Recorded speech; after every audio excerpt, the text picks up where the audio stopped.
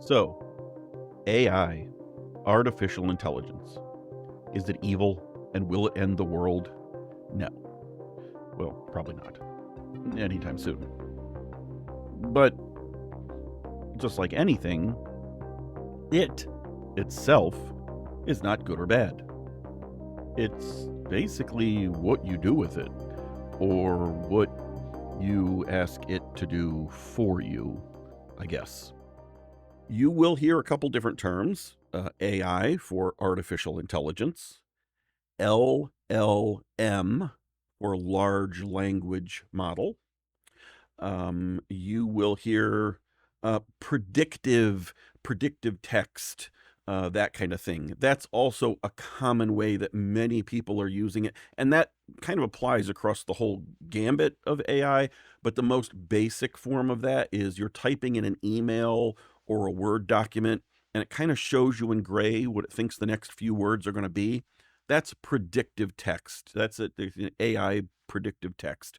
It is kind of guessing what the next word is going to be. When you say the next word, it will decide it was right or wrong, and then it will adjust and base the next word on, and the next word on, and the next word on, and the next word on. There are a lot of different AIs out there. You do have to kind of learn how to talk to them because each one responds a little bit differently. Each one kind of has its own little specialty. Realistically, I'm going to tell you pick one, learn it. Because each of them is a little bit different in how you interact with it and how you have to phrase things and do things and push it and pull it. So just pick one. It doesn't, for the most day-to-day uses, generic purposes, it's not going to matter unless you're getting into very, very specialty things. And then you might choose one AI over another. I do like to equate it to a third grader whom you ask the third grader to figure something out, and the third grader then asks all the other third graders in their class and then takes the consensus of what all those third graders told him, and then he comes back to you, that little third grader comes back to you and says, hey, here's what I think. The reason I say that is, again, AI, its only source is the internet. If something hasn't been put into it, it can't access it. And you've all seen the internet. You've seen the quality of some of the information and content on the internet. They have proven through research that something that the AIs are beginning to take into account is, I want to provide an answer to this human that will make the human happy enough that it will then ask me another question.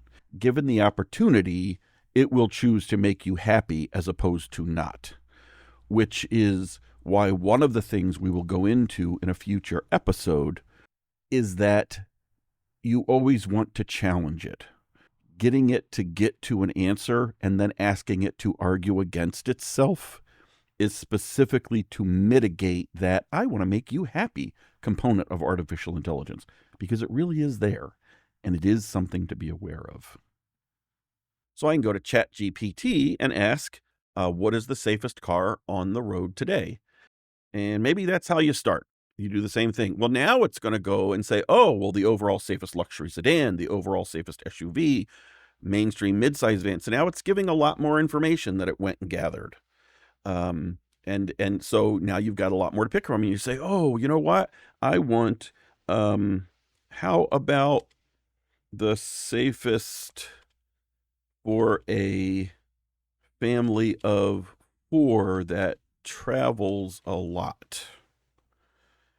Now, it's going to take into account the first question and I'm having a conversation. These aren't one-offs, okay? So now it's going to go reassess its question. You see it's searching the web. It's searching different sites. You can actually increase the amount of thinking it does, quote unquote. So now it's going to say for family of 4 that travels a lot, your sweet spot might be mid-size to large SUV. The reasons that it's using to make that assessment. Now it's going to come back and give different answers. Say, my budget is around $45,000. So would that impact your recommendations.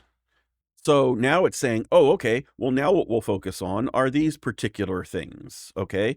Now, Toyota Highlander Hybrid, Kia Telluride, Mazda CX-90. And here, now it's said, oh, well, by the way, key takeaways. This one ranked number 1 because of reliability, fuel economy, safety, road trip comfort. This one ranked number 2 because of spacious, safe, quiet, excellent. Now here, road trip comfort, because I said in the beginning, my family travels a lot. It's still considering that. Okay. Now it says, if you want, I can create a side-by-side ultimate safety and comfort for under 45,000. Yes, please. That's all I have to say, because it asked me a question. Now I'm going to tell it. Boom. Here's all the information in a little chart that I can see and use and I can compare. So could you have gone and found all of this? Absolutely. Would it have taken you a lot longer to go do this? Yes. So to me, this is a good and productive use of something like this. It's basically doing the grunt work for you. You're making the decisions. You're in charge. You are, leading it. It's not leading you.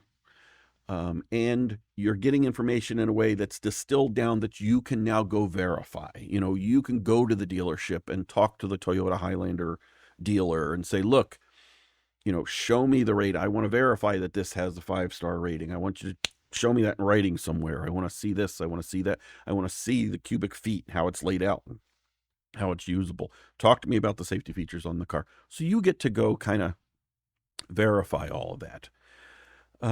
So it's not anything necessarily to be scared of. Right now, it's just a tool. It's neither good nor bad. It just is. A, it can only work with the information that it has, and B, it's only going to share the information that it thinks is going to make you buy the car, so to speak. That's going to make you happy. So just some things to keep in mind. In the next video, we will go over, aside from this kind of thing, I'll have an example of an actual, how we can pull information from various systems, maybe our email distribution system, maybe our website analytics. And again, what I typically do is go through and kind of look at the data and see what I think is going on. Then there's a very simple way to feed information like that into the AI, see what it thinks. And then if it agrees with me, great, ask it to challenge itself. If it disagrees with me, start analyzing why. Did I miss something? Is it just trying to please me? Did it miss something? That kind of thing. So we will be putting out more of these to hopefully answer some questions, more specific examples of how you can use AI in your day-to-day, what it is doing, how to use it, how to leverage it, and how maybe to be, healthily cautious of it, and that kind of thing. So hopefully that helps. Just a little bit of an intro. Don't panic. If any of you've read Hitchhiker's Guide to the Galaxy, don't panic. It's going to be okay. But just know that AI is going to be more and more places. And it's maybe just a good idea to be aware of where those places are so that you can have a healthy, cautious respect for what's going on behind the electronic scenes. All right. See you next time.